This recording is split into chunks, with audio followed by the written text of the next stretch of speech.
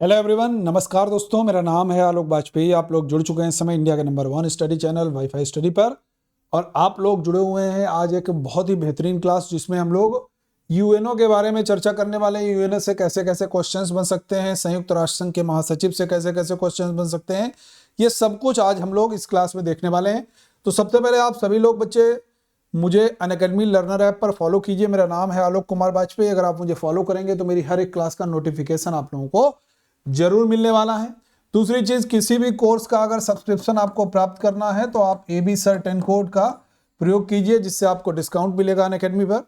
और आइकॉनिक के लिए भी भाई AB Sir 10 का प्रयोग कीजिए। और ask a doubt bye Unacademy पर आप लोग किसी भी प्रश्न का उत्तर प्राप्त करने के लिए इंस्टेंट फॉर्म में आपको यहाँ पर आंसर मिलेगा, लेकिन आप लोग इमेज फॉर्म में क्वेश्चन यहाँ पर सेंड करना पड़ेगा। तो आप लोग ask a doubt bye Unacademy पर जरूर अपना क्वेश्चन पूछिए। कोई भी आप लोग टेस्ट सीरीज यहाँ से फ्री में प्राप्त कर सकते हैं। और जब आप अनअकैडमी लर्नर ऐप पर क्लास करते हैं तो वहाँ पर सभी विद्यार्थी लोग सीधे एजुकेटर से बातचीत कीजिए, बहुत सारे प्रश्नों का समाधान भी प्राप्त कीजिए। प्लस कोर्स लेने का सही तरीका क्या है, अपना मनचाहा ड्यूरेशन सेलेक्ट कीजिए। नीचे रेफरल कोड बॉक्स में कोड लिखिए भैया AB Sir 10 और इसको अप्लाई पर क्लिक कर दीजिए, प्रोसीड टू पे कर दीजिए, हो गया भैया सब्सक्रिप्शन। ठीक है, मेरे टेलीग्राम ग्रुप से जुड़ जाइए GS/GK बाय आलोक सर पर। और 23 तारीख को एक शानदार जानदार टेस्ट है, उसको देना मत भूलिए। और उसमें एकदम फ्री में इनरोलमेंट जरूर कीजिए। AB Sir 10 कोर्स से इनरोलमेंट कीजिए और फटाफट शानदार जानदार तरीके से आप लोग इसमें क्या करना है, इनरोलमेंट करके संडे को 12 बजे टेस्ट देना है। शानदार जानदार प्राइज है भाई। ठीक है, इस समय जनवरी मंथ में जो आपका ऑफर चल रहा है, एडिशनल सब्सक्रिप्शन है आपका। और इसके अलावा आप हमारे रेफरल कोड का प्रयोग करते हैं AB Sir 10 तो इससे डिस्काउंट भी है। ठीक है भाई, चलिए पहला सवाल देखो यूएनओ का है। पहले महासचिव मैंने पूछा है यूएनओ के पहले जनरल सेक्रेटरी कौन थे। अब देखिए, अक्सर आप लोग पढ़ते हैं यार, यूएनओ के जो जनरल सेक्रेटरी थे पहले वो नॉर्वे से बिलोंग करते थे और उनका नाम था ट्रिगवेली। कौन था? ट्रिगवेली। ठीक है, याद रहेगा। तो ट्रिगवेली संयुक्त राष्ट्र संघ के पहले महासचिव हैं, नॉर्वे के हैं, ये बात याद रखिएगा। और यूएनओ की जो स्थापना होती है वो 1945 में होती है भैया, 24 अक्टूबर को। इसीलिए हम लोग 24 अक्टूबर को यूएनओ डे मनाते हैं। दूसरा सवाल की तरफ बढ़ेंगे, लेकिन ट्रिगवेली के बारे में जान लेते हैं। ये भैया ट्रिगवेली साहब की तस्वीर है, आप लोग देख सकते हो। और ट्रिगवेली के बारे में अगर हम जाने तो इनका पूरा नाम है ट्राइगवे हलवदन ले। नॉर्वे के एक राजनीतिज्ञ हैं, श्रमिक नेता हैं, सरकारी अधिकारी और एक लेखक के रूप में प्रसिद्ध हुए। इन्होंने 1940 से 45 तक लंदन में निर्वासित नॉर्वे सरकार में महत्वपूर्ण वर्षों के दौरान विदेश मंत्री के रूप में इन्होंने कार्य किया था। दूसरा सवाल है, जो संयुक्त राष्ट्र संघों के महासचिव कौन से स्वीडन से रिलेटेड है। मोस्ट इंपॉर्टेंट है, बहुत बार इनसे रिलेटेड क्वेश्चन पूछा गया है। तो स्वीडन से रिलेटेड संयुक्त राष्ट्र संघ के महासचिव भैया कौन रहे हैं, अगर कभी भी पूछा जाए तो आपका आंसर क्या होना चाहिए? डैग हैमरशोल्ड। ये आपके स्वीडन से रिलेटेड महासचिव हैं।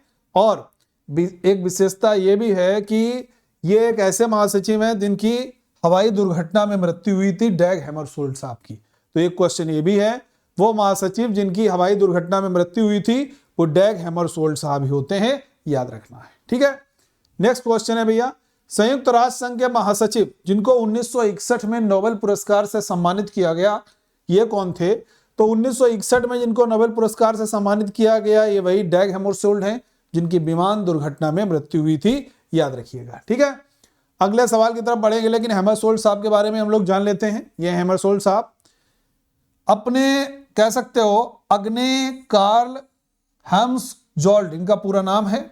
और एक स्वीडिश अर्थशास्त्री हैं, राजनयिक हैं, जिन्होंने संयुक्त राष्ट्र के दूसरे महासचिवों के रूप में भी, यानी कि दूसरे महासचिव के रूप में ये कार्य किए हैं, याद रखना है, डैग हैमरशोल्ड साहब। ठीक है, मरणोपरांत नोबेल पुरस्कार से सम्मानित किए जाने वाले केवल 4 लोगों में से ये एक माने जाते हैं शुरुआती दौर में। आगे बढ़ते हैं, यूएनओ के पहले एशियाई महासचिव कौन थे? बड़ा महत्वपूर्ण सवाल है, क्योंकि एशिया से बनते तो हैं, वान की मून भी बनते हैं दक्षिण कोरिया वाले, और सबसे पहले जो बनते हैं वो बर्मा के बनते हैं, यूथांड। ये बर्मा यानी कि म्यांमार से जो थे, यूथांड पहले एशियन है। वान की मून भी है, लेकिन ये इनके बाद में बनते हैं। ये साउथ कोरिया के हैं, ठीक है। एंटोनियो गुटेरेस ये पुर्तगाल के हैं, ठीक है भाई, याद रहेगा। आगे बढ़ते हैं। यूथांड साहब का ये तस्वीर है, इनके बारे में थोड़ा सा जान लीजिए। यूथांड एक वर्मा के राजनयिक थे। 1961 से 71 तक संयुक्त राष्ट्र संघ के तीसरे महासचिव के रूप में कार्य किया। इस पद को जो कह सकते हो संभालने वाले पहले गैर यूरोपीय कह सकते हो या पहले एशियन कह सकते हो, दोनों आपका सही हो जाएगा। अगला सवाल है, संयुक्त राष्ट्र संघ से कौन से महासचिव ऑस्ट्रिया देश से संबंधित थे? ऑस्ट्रिया से संबंधित भाई कुर्ट वाल्डहीम है। कौन है? कुर्ट वाल्डहीम है, क्योंकि ये जो कोफी अन्नान साहब हैं घाना से हैं, ये घाना से हैं, ये साउथ कोरिया से हैं। तो ये जो कुर्ट वाल्डहीम साहब हैं, इनकी तस्वीर है और इनके बारे में जान लेते हैं। कुर्ट जोसेफ वाल्डहीम इनका पूरा नाम है। ऑस्ट्रिया के राजनयिक भी हैं, वो एक राजनीतिज्ञ भी रहे हैं। 1972 से 81 तक यूएनओ के चौथे महासचिव के रूप में कार्य किया है और ये 86 से 92 तक ऑस्ट्रिया के राष्ट्रपति के रूप में भी विराजमान रहे हैं। ठीक है भाई, आगे बढ़ते हैं। संयुक्त राष्ट्र के महासचिव ऐसे कौन से थे जो पेरू के राजनयिक भी थे? पेरू यानी कि कह सकते हो जिसकी कैपिटल लीमा है, और वो भी आपके जेवियर पेरेज दे क्वेलर, ये थे पेरू के राजनयिक जो यूएनओ के जनरल सेक्रेटरी हुए। ये इनकी तस्वीर है भाई क्वेलर साहब की। इन्होंने 1 जनवरी 1982 से 31 दिसंबर 1991 तक यूएनओ के जनरल सेक्रेटरी के रूप में कार्य किया और ये पेरू के राजनयिक के रूप में भी रहे हैं। यूएनओ के कौन से महासचिव मिस्र देश से संबंधित हैं? देखिए बड़ा इंपॉर्टेंट क्वेश्चन है, सारे के सारे प्रश्न आपके लिए निश्चित रूप से हर एक एग्जाम में आ सकते हैं, चाहे वो आपका स्टैटिक जीके से रिलेटेड पूछे जाएं या आपका यूएनओ से रिलेटेड पूछे जाएं, तो आपके हेल्प निश्चित रूप से करने वाले हैं। और इसका आंसर हो जाएगा आपका बुतरस गाली। ये मिस्र के जनरल सेक्रेटरी थे। अफ्रीका में अगर बात करेंगे कोफी अन्नान भी बनते हैं, ये भी बनते हैं, क्योंकि घाना से हैं ये मिस्र से हैं, दोनों अफ्रीकन कंट्री। ठीक है भाई। 2001 में नोबेल पुरस्कार के सह प्राप्तकर्ता जो थे वो भैया कोफी अन्नान साहब थे, घाना के थे, सह प्राप्तकर्ता थे। ठीक है, चलिए आगे बढ़ते हैं। किस संगठन को युद्ध का बच्चा कहते हैं? युद्ध का बच्चा बेसिकली कहा जाता है लीग ऑफ नेशंस को, जिसके संस्थापक हैं वुड्रो विल्सन, जिसके संस्थापक भैया वुड्रो विल्सन है, याद रखना है। सार्क की स्थापना 1985 में हुई थी। सार्क के मेंबर कंट्री सारे लोग जानते हो यार, एमबीबीएस पीना। ये क्या है? मालदीव है, बांग्लादेश, भूटान है, श्रीलंका, पाकिस्तान, इंडिया, नेपाल, अफगानिस्तान। याद रहेगा भाई। WHO की स्थापना 7 अप्रैल 1948 को होती है। ILO की स्थापना कब हुई? इंटरनेशनल लेबर ऑर्गेनाइजेशन, जिसका हेडक्वार्टर मेरे प्यारे विद्यार्थियों जेनेवा में है, और इसकी स्थापना जो होती है वो 1919 में। मोस्ट इंपॉर्टेंट, 1919 में और भी बहुत सारी ऐतिहासिक घटनाएं हुई हैं। 13 अप्रैल 1919 जलियांवाला बाग हुआ है, 1919 में रॉलेट एक्ट आया था, 1919 में खिलाफत आंदोलन हुआ है, ये सब याद रखोगे। 27 में साइमन कमीशन बनता है, 1928 में भारत आता है, 1942 में भारत छोड़ो आंदोलन होता है, 1942 में क्रिप्स मिशन आता है, 1930 में 12 मार्च को दांडी मार्च होता है, याद होना चाहिए भाई। निम्नलिखित में से कौन सा स्थान IMF इंटरनेशनल मॉनिटरी फंड का मुख्यालय है? तो याद रखना है इंटरनेशनल मॉनिटरी फंड जो है भाई वो वाशिंगटन DC में है। ठीक है, याद रहेगा। वर्ल्ड बैंक का भी यहीं पर है और IMF का भी यहीं पर है, दोनों का आप लोगों को याद रखना है। अगर पूछा जाए द हेग शहर कहाँ है, तो ये नीदरलैंड में, याद रखना है। जो जेनेवा है वो स्विट्जरलैंड में है और द हेग नीदरलैंड में। दोनों सवाल आपके पूछे जा चुके हैं, और जो ILO मैंने पूछा था उसका हेडक्वार्टर जेनेवा हो जाता है। ठीक है भाई। सुरक्षा परिषद में कितने स्थायी सदस्य होते हैं? सिक्योरिटी काउंसिल बोलते ना, सिक्योरिटी काउंसिल में भैया कितने स्थायी जो है वो आपके सदस्य होते हैं? तो याद रखना है 5। कौन कौन से 5 हैं याद रखिएगा। रूस है, यूके है, फ्रांस है, चाइना है, अमेरिका है। ये आपके 5 स्थायी सदस्य होते हैं। वैसे टोटल कितने होते हैं? 15। ठीक है, याद रहेगा। 10 अस्थायी हो गए और 5 स्थायी हो गए। ठीक है भाई, 10 गैर स्थायी, और जिनको 2 साल के कार्यकाल के लिए क्षेत्रीय आधार पर 10 को भैया चुना जाता है, याद रखना है 2 साल के लिए। अंतरराष्ट्रीय न्यायालय में कितने न्यायाधीश होते हैं? इंटरनेशनल कोर्ट की जब भी हम बात करेंगे तो न्यायाधीश होते हैं भैया 15, और कार्यकाल इतना कितना होता है, 9 साल। कार्यकाल 9 साल का, और कितने टोटल होते हैं, 15 न्यायाधीश होते हैं, याद रखिएगा। ठीक है, याद रहेगा भाई। चलिए आगे बढ़ते हैं।